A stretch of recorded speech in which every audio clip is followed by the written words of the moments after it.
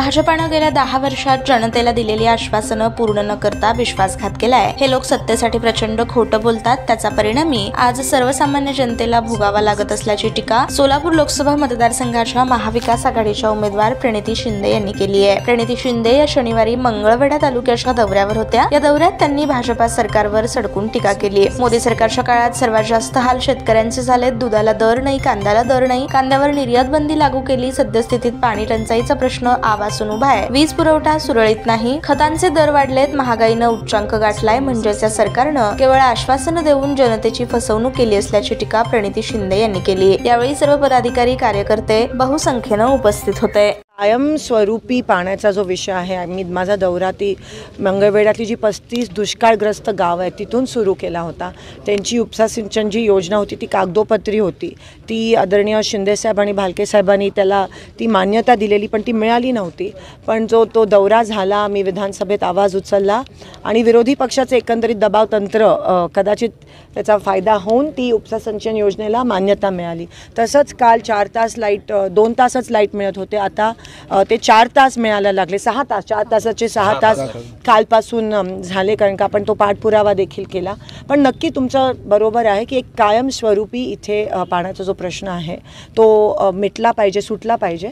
आणि तीव्र उन्हाळा व्हायच्या आधी उजनीचं नियोजन पण त्या ठिकाणी नीट झालं पाहिजे। दर 3 महिन्याला उजनीचं आवर्तन त्याची मीटिंग होत असते विधानसभेत किंवा मंत्रालयात, आणि सगळे जिल्ह्याचे जेवढे आमदार आहेत त्यांना आमंत्रित केलं जातं। ही प्रथा काँग्रेस राष्ट्रवादीच्या वेळेस होती, महाविकास आघाडीच्या वेळेस होती, पण आता ती खंडित पाडली बीजेपीने आणि ती प्रथा नाहीच आहे। आणि म्हणून त्या उजनीच्या मीटिंगला कोणालाही आमंत्रण दिलं जात नाही, आणि म्हणून तुम्हाला आज नियोजनाभावी लोकांना पाणी मिळालं। लोकसभा निवडणुकीमध्ये इथल्या स्थानिक लोकांनी केवळ स्थानिक भाजपच्या नेत्यांकडे, लोकप्रतिनिधींकडे पाहून भाजपला मतदान केलं होतं, आणि त्यानंतर इथल्या निवडून गेलेल्या खासदारांनी दुर्लक्ष केलं अशी एक भावना आहे। तर आपण सर्वसामान्य 100% तो रोष दिसतोय। ज्यांना विश्वासाने मतदान केलं, ज्या लोकांनी लोकशाहीत लोकप्रतिनिधी लोकांकडून मतदान घेतो आणि मग त्याच लोकांचा अपमान ह्या पद्धतीत करत असेल तर त्याच्यापेक्षा मोठा पाप काय असू शकतो लोकशाही। त्यांचा घेऊया। उमेदवार प्रणिती शिंदे आहेत आणि प्रश्न मात्र सुशीलकुमार शिंदे साहेबांना विचारले जातात, किंबहुना शिंदे साहेबांचं योगदान सोलापूर जिल्ह्यात सिंहाचा वाटा आहे, तरी सुद्धा त्यांना प्रश्न उपस्थित केला जातो। याकडे आपण कसं बघता? मी त्यांना त्याच वेळेस म्हणाली, उमेदवार मी आहे, माझ्याशी लढा। पण ते कदाचित त्यांना काही पॉईंट्स मिळत नाही आहेत आणि कामच त्या लोकांनी केलं नाही आहे। ऑफकोर्स पूर्ण सोलापूरला माहिती आहे की शिंदेसाहेबांचा संघर्ष काय, शिंदेसाहेबांनी किती काम केलं आहे।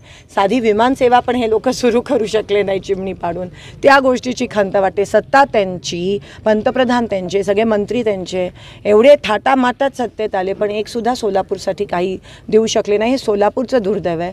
ज्या लोकांनी विश्वासाने त्यांना मतदान केला त्या लोकांचा वापर करून आज जेव्हा त्या लोकांना त्यांची गरज आहे तेव्हा त्यांच्यासोबत मात्र उभे राहत नाही। गेल्या वेळेस वंचितचा फटका आपल्याला बसला होता उमेदवारीचा, यावेळेस वंचितनं उमेदवारी दिली, आता एमआयएम देखील उमेदवारी देण्यात तयार आहे, कसं बघताय याच्याकडे? नाही, ही लढाई जी आहे ती लोकशाही वाचवण्यासाठी लढाई आहे।